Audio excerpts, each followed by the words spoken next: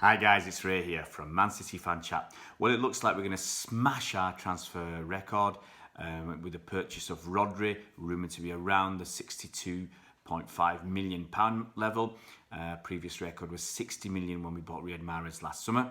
And as promised a few days ago, I'm going to continue my series of Manchester City ruining football. And today we're talking about distorting the market. Now, when we say distorting the market, it's distorting the market in terms of transfer fees and wages.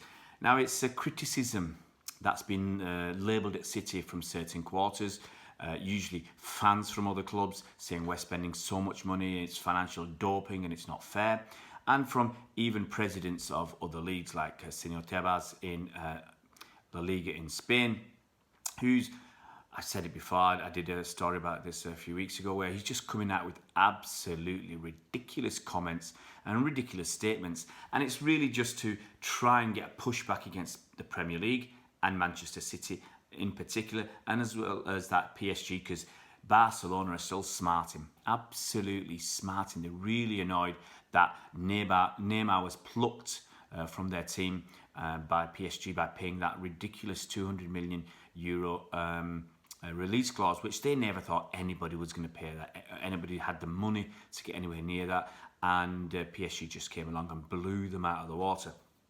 Now we're going to go through let's go through some of City's history, okay, and why we paid, let's say, over the odds. When the takeover took place 11 years ago, we've got to be quite honest and realistic. You know, we were a mid-table team. I mean, our recent finishes were 15th, 14th, and 9th. And in fact, in the year of the takeover, we actually dropped to 10th. So we were a mid-table team. There's no getting away from that. And so we had to pay over the odds. We had to pay big money transfers, and we had to pay players big wages. Okay, players needed that extra incentive to get them to sign on the dotted line. And as I said, there's no getting away from that. When you're in that situation, if you want to take that step forward, you either do it through luck, you know, good judgment, getting some good signings in, or you have to pay that little bit extra, sometimes a lot extra, for players and for their wages too. But now, City, we're not like that anymore, okay? We're not going to be pushed around by agents. We're not going to make stupid deals for people like Rocky Santa Cruz because Mark Hughes wanted him, pay an exorbitant fee for basically a guy who's, as his name suggests, crocky. You know, that's what we used to call him, Crocky Santa Cruz, because he was always crocked, he was always injured. We bought him injured, you know, and we sold him off for a pittance. We were doing that a lot, okay? We bought players at high prices and sold them off, give them away practically. But that's just the way it was at that time. We threw a lot of money at the project, and I'll be honest about it, that's what we did. But now we're walking away from deals, okay? We walked away, just 4 or 5 that we can mention. We walked away from the Eden Hazard deal. Because of his and his agent's wage demands. We walked away from Fred. We walked away from, I think, Pogba as well, whether we were interested or not. But we walked away from Alexis Sanchez. Yeah, we walked away last year from Jorginho when we had a deal with him, and Chelsea came in with a bit more. And I think Napoli and his agent and everybody else were hoping that we just keep going back and we'd have this auction and escalating price war for him. And we just said, no, forget it, we back out. Okay. We're now mostly buying young, talented players with huge potential, okay? Absolutely huge potential. I mean, if you look at some of the players we bought in the last 3 or 4 seasons, Gabby Jesus, Raheem Sterling, Leroy Sané, Benjamin Mendy, Edison, Bernardo Silva, John Stones, and Emerick Laporte, just to name a few. And we do not pay excessive wages anymore, okay? When we get these young talents in, we put them on decent wages, but as soon as they can prove what they can do and what they can achieve, we bump their wages up. We give them a new contract. For example, Edison came in on I think a 5-year deal. After 1 season, only 1 season, we renegotiated his contract. We extended it so he had 6 years on his contracts, and we paid him some more money. Okay, and we're doing that time and time again. We renegotiate contracts when players are 1 or 2 years into those contracts. It helps, as I said yesterday or the day before when I talked about amortization and FFP. It helps in that area too. But it also shows the players that you play well and you will be rewarded financially a lot more than you are currently. I'll give you a couple of examples, okay, of how we do it and how other clubs do it. Okay, now we bought Leroy Sané for about 35, 37 million pounds, and he was on 60 grand a week. Now we look at it, we've been trying to renegotiate his contract for nearly 12 months because he did so well in the first season. He proved himself. He proved he deserved more. Okay, and that's what it should be. It should be based upon your performances. Okay, performance-related pay in effect. Now we paid, as I said, 35 to 37 million pounds for Leroy Sané, paying him 60 grand a week. Chelsea come along and buy Danny Drinkwater from Leicester for about 35 million quid, and they pay him 120 grand a week. So they're paying this guy absolute astronomical wages compared to what he was on before, and he's not even getting in the team. And when he does get in the team, he's not really showing much. Okay, so they're paying, in my opinion, too much. And whether Danny Drinkwater is resting on his laurels, he's got this fat contract, long contract, big wages, and he's set for life, and he's not bothered. I don't really believe that, but their strategy's all wrong. Okay, I'll give you another example. We bought Bernardo Silva for 43 million pounds. I'll say that again. Bernardo Silva, 43 million pounds, and for me, he's got to be one of the 5 top players in the world right now. He's got to be knocking on that on the Ballon d'Or door, so to speak. All those significant trophies. I mean, the Premier League, significant trophy. Okay, Carabao Cup and FA Cup are less significant. He's won the Nations League with Portugal. He's absolutely at the top of his game now, yeah. And fingers crossed, he's so young that the top of his game is yet to come. So he'll keep on improving. So he's up there. So we paid 43 million quid for him.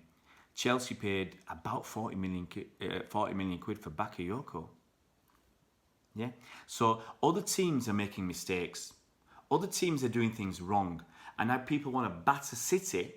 Yeah, they want to complain about City for spending money, but we're actually spending money in a good way.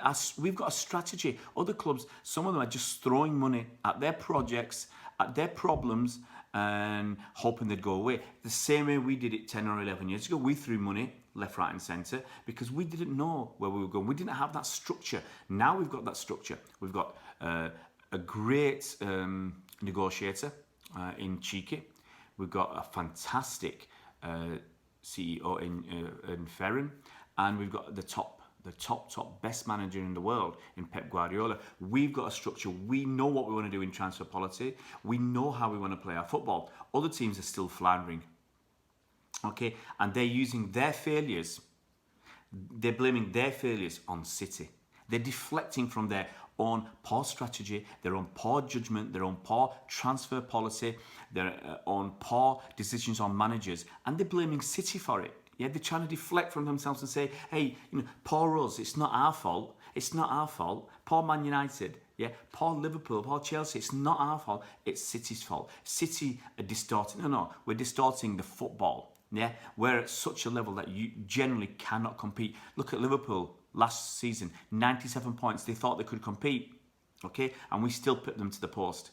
So people, as I said, people are deflecting, and we talked about this before. They're deflecting their own poor strategy and their own poor football play and everything around their club, and they're blaming City for it because they feel that's an easy excuse to blame City.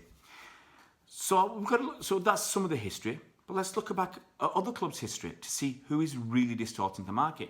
Now, as I said, we've had people like Senor Tevez come out and say, City are playing and PSG are paying exorbitant fees, and it's football, it's financial doping and everything else. And fans latch onto this. Fans, as I said many times, I've said it when we were getting that 100-point season, that Centurion season.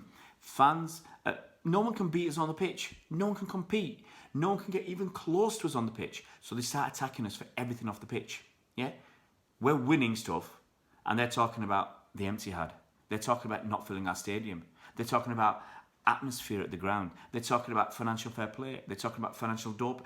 They're talking about anything they can except the football that goes on the pitch, because they can't beat us, especially domestically. So, it is, it's just the way it is. Now, as I said, before I go into the history of other clubs, our wage structure is geared Our wage structure is geared towards success. Okay, you pay decent salaries. I think KDB is probably our top earner on a rumoured £250,000 a week.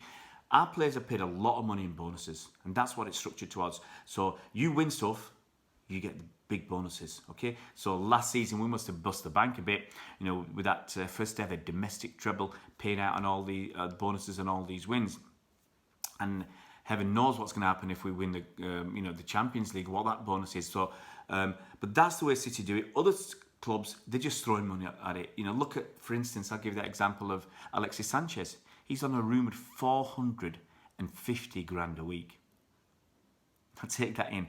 450 grand a week, about 22 million quid a year, something ridiculous like that, 20 odd million quid a year. And he's sitting on the bench playing the piano. Well, not at the same time, but you know what I mean. Fred, we walked away from that because him and his agent apparently were asking for too much money. Why do you covet someone or apparently chase them for so long and then just walk away? Same we did with Alexis Sanchez. We walked away because him and his agent were just being ridiculous, asking for money. United were desperate. They threw the money at their project. Yeah, it's quite interesting how tables have turned in the space of 10 years. And now they're rumoured to be willing to pay Paul Pogba £500,000 a week to make him stay at Man United. Take that in. 500 grand a week for Paul Pogba. You're having a laugh. And we're paying KDB 250 grand a week. So pretty much sums it up. But as I said, let's now look at some of the historic transfers, okay, to see how other clubs are distorting the market. And it's not really little old City. Not really little old City. So let's look at one of the big boys who did this. There's mainly 3 clubs, and I'll chuck in another one in for good merit at the end. Real Madrid. Okay, with their policy of buying Galacticos. Okay, Galacticos, these big world superstars. And looking through some of their record transfers, I'm going to put a screenshot up as well from Transfer Market, which is reasonable, okay? It's reasonable. It's not all the figures don't look all perfectly right and reliable, but you get the gist, you get the idea, and I'll change some a little bit from what I understand the transfers to be, but you get the idea from the list. Look, you got someone like Real Madrid, Gareth Bale. They paid about 90 million quid. It depends who you ask. 75 to 90 million quid in 2013. That's 6 years ago. Remember that. Eden Hazard they just bought now for about 90 million quid. 2019. Ronaldo. Okay, generational talent, one of the top players in the world. But they paid 80 million quid for him back in 2009. That's 10 years ago they paid 80 million. Okay. Zidane. 2001 they paid, the report is 65 million quid. Well, they paid a lot of money for Zidane. Okay, whichever way you look at it, it was north of 50 million quid. James Rodriguez, 65 million quid in 2014. Kaká, who bottled it from coming to City, 60 million in 2009. So that's 10 years ago. So 10 years ago they bought Ronaldo for 80 million and Kaká for 60 million. That's a heck of a lot of money, all right? Jovic they just bought for about 55 million in 2019. And if you go back to the year 2000, that's almost 20 years ago. They paid 54 million quid for Luis Figo. Okay, 54 million quid. That's not much shy of our transfer record, which is hopefully going to be Rodri at 62. So that, 20 years ago they're paying almost what we're paying now as our transfer record. Okay, let's look at that rabble from across. Well, they're not even in Manchester. That rabble that aren't too far away. Let's say. Now let's just pick out some of their transfers. You go back to 2001. They paid, rumours are, about 35 to 40 million for Juan Sebastian Veron. He was pants. 2001, they're paying 40 million quid for somebody. Wayne Rooney, okay? In 2004, they paid 30 million quid for a teenager. How old was he then? 17, 18? 30 million quid. Okay, you can argue another special talent, but they're still paying 30 million quid for a kid in 2004. We're paying 30 million for a kid in 2019. As I said, Leroy Sané, 37 million quid. Gabby Jesus was, I think, around 27 to 30 million quid. So what they were paying in 2004, we're paying in 2019. 15 years later, a lot's happened in those 15 years. And people complain about City paying so much for defenders. Well, if you go back to 2002, Man United paid £30 million for Rio Ferdinand. 30 million quid in 2002 for a defender. And we're paying 15 years later, in about 2017, we're paying 50 to 55 million for people like John Stones, yeah, and Emerick Laporte.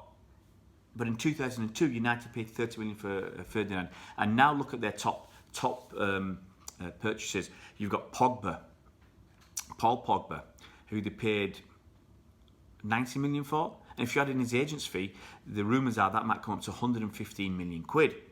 That was in 2016, 3 years ago. Lukaku, Romelu Lukaku, they paid 75, 76 million quid for this guy 2 years ago. Okay? And has anybody forgot about Angel Di Maria? 65, 67 million quid in 2014. That's 5 years ago. 5 years ago. That's still way above our record transfer. And let's look at another one of those darlings from Spain. We talk about distorting the market. I mean, look at some of these numbers. You know, they make your hair fall out. Well, mine's already fallen out. I've seen these numbers many times. Coutinho, okay, they paid 130 to 140 million quid. Depends what you read. I mean, when he went from Liverpool to Barca, I was reading 142 million pounds. Yeah, I couldn't believe that. That was 2 years ago. Only 2 years ago. And 2 years ago, they paid us for Dortmund, I think it was, for Ousmane Dembele, about 112 million pounds. For how old was he? 19? He's not really done it since. So just those two transfers alone were well over 250 million quid 2 years ago. Who's spending money? I mean, they're almost double City's record transfer. And in fact, they were until we got Mahrez. I mean, Dembele at 112 million. It's double City's record transfer, which I think at the time was KDB, about 54, 55, or Emerick Laporte. You look at when they bought Neymar, and now that everything's coming out, and you know, we were talking at the time about maybe 30 odd million, we find out it's basically the best part of 80 million quid. 80 million quid because of all these backhanders or whatever was going on. There's been court cases, there's been more money passed around because people have been, I think, basically funneling money aside and not being transparent and honest with the deal. But they paid 80 million for Neymar in 2013. That was 6 years ago. 6 years ago. Who's distorting the market? Luis Suarez, 75 million in 2014. Now they just bought Frenkie de Jong for about 65 million quid. And if you look back in time, they bought Ibrahimovic for about 62 million quid in 2009. 2009. And it's taken us 10 years. It's going to take us 10 years to reach the same transfer record as Barcelona had in 2009. And as I said, a lot's happened in those 10 years in transfer fees and wages because of the huge amounts of money that are still coming into the game from TV deals and sponsorship. Yeah, so look at all those teams who spent tons of money, absolute shed loads, and all those fans who bemoan the fact, City spent 50 million quid on, you know, and actually they laughed. They laughed when we spent 45 or 49 million quid on Raheem Sterling because apparently Jordan Ibe was better. Jordan Ibe was better. Where's Jordan Ibe? Gone. He went to Bournemouth. I mean, Liverpool got a lot of money for him. He's done now. Okay. They laughed when we got John Stones. Some of them are still laughing now, but he's proved his worth. You know, he wouldn't be going for anything short of what we paid for him. People laughed when we got KDB. You know, so he's not worth it. You know, all these pundits were saying, "I'm not buying it." I mean, you can go and listen to them on YouTube. I'm not buying it. How can you pay that? You know, he's for a failure. Or he failed at Chelsea. He's not going to make it in the Premier League. We paid about 54, 55 million quid for him. How much is it worth now? Three times as much? 150 million? Easily. You know, we paid, when people looked at it, Laporte, Emerick Laporte, that's a lot of money to pay for a guy who can't even break into the French national squad. Look at him now. He still can't break into the French national squad, but he looks absolutely worth it. Look at Walker. We paid about a little over 50 million quid for Walker. And Spurs fans, Trippier's better than Walker. Walker's on his way out. Well, 2 years down the line, Walker's got 2 Premier League title winning medals to show for his transfer. Walker's got 2 Carabao Cup winners' medals to show for his transfer, and an FA Cup winners' medal to show for his transfer, and probably an extra 60 or 80,000 quid a week in his back pocket. Trippier's better? Sounds like Trippier's on his way out this season. So you know, the fans can have a pop at City and criticise us and whatever, but then you go and look at someone like, I'll throw them in, Liverpool. Yeah, their fans were complaining, oh, City's spending all this money, you know, it's wrong, it's doping, it's financial doping, it's illegal, it shouldn't be doing it, and they're crying and all these salty, bitter tears. And then they go out and splash 75 million quid on Virgil van Dijk. Now, I'm not saying he's not worth it, but they splashed 75 million pounds on Virgil van Dijk. And they criticise us for spending 50 million quid on John Stones or Emerick Laporte. And they laugh at us for spending 40 odd million quid on Raheem Sterling. They spent 75 million quid on their defender, Virgil van Dijk. They spent about 65 million quid on Alisson, their goalkeeper. Yeah, it's not the tea lady. Alisson, their goalkeeper. They spent about 65 million quid on him. So, you know, they're happy to throw the money and they're happy to throw the insults. So, Senor Tebas, fans from opposition clubs, do one. Yeah, you can absolutely do one, because at the end of the day, it's City. We've not distorted the market. I think we've done really, really well. Okay, I think we've bought shrewdly. We've bought very well. We're generally buying young talent that's going to go places and do stuff. And I think going forwards, we're going to carry on in the same vein. It looks like we're walking away from the Harry Maguire deal. Once that is getting too ridiculous, too expensive. You know, I think United have offered, I can't remember now, the room is 60 or 70 million quid. Leicester are holding out for 90. Okay, I suspect United, they're desperate. United are desperate. They're going to end up paying lots of money for players. They're apparently going for players that other teams aren't really going for. So they've got less competition because, hey, let's be honest, you got a choice between Man City and Man United. If you get half a brain, you're going to Man City. Yeah? Unless you're someone like Fred or Alexis Sanchez when you go to Man United. I mean, United are looking at paying, they might end up paying 80, 90 million quid for Harry Maguire. There was another kid that was Issa Diop from West Ham. I think he's 22 years old. United wanted to pay about 40 million quid for him. And West Ham apparently said 75 million quid. 75 million quid. Now, I can't see United paying 75 million quid. And if they really, really want him, I can see the clubs meeting somewhere in the middle. You know, United might end up paying 50 to 60 million quid for this kid, Issa Diop. Is he worth it? Is he better than Emerick Laporte or any other player City's got that we paid 50 million quid for? I really doubt it. You've got United who bidding for Wan-Bissaka, Aaron Wan-Bissaka. They bid, apparently, they're looking at a deal including bonuses of 50 million quid. After one decent season at Crystal Palace, one decent season, they're willing to pay 50 million quid. I'm not sure he's worth it. And Crystal Palace has said no. So if United want him, they might have to pay 60 million quid. Now, please tell me who's distorting the market?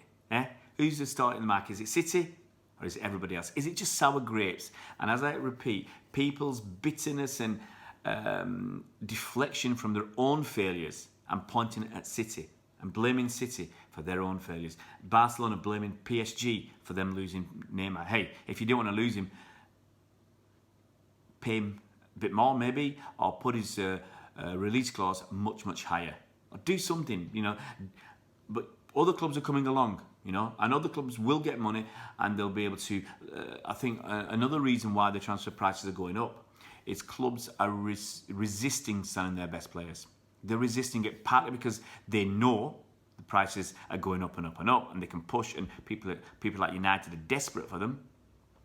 And they've also got money themselves. They've also got money, so they're not financially desperate to sell their best players. You know, really, would Crystal Palace really want to sell Wan-Bissaka and Wilf Zaha this summer? Even if they were to get 120 million quid, I don't think they want to sell them. You know, because then that puts them in a weaker position, and then they once again fighting relegation, selling two of your best players. That's what's potentially going to happen.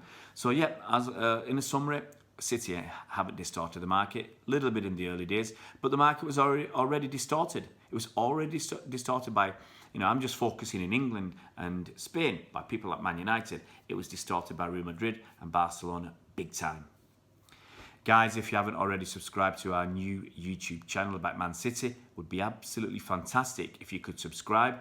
If you can hit that bell icon so you're notified when as soon as new videos come out. And I think Some people have said they struggle with that bell icon because they're not getting notifications about live streams. Well, I think you just need to go and check in your notifications, because apparently now YouTube have 2 notifications. You got a channel notification and a YouTube notification. And I have noticed when I was checking the stats yesterday that some people have got the channel notification but not the YouTube notification. Now I do believe you need to get that YouTube notification, so if you're YouTube, if you're signed out or logged off or whatever, you won't get notified. So hit that channel notification and YouTube notification so you're notified when you're not on YouTube. I don't know how it works because I've not done that for any other channel. I'm not that dead keen on listening to anybody else, but it might just be to send you an email or some sort of an alert, and you know straight away that a new video's come out.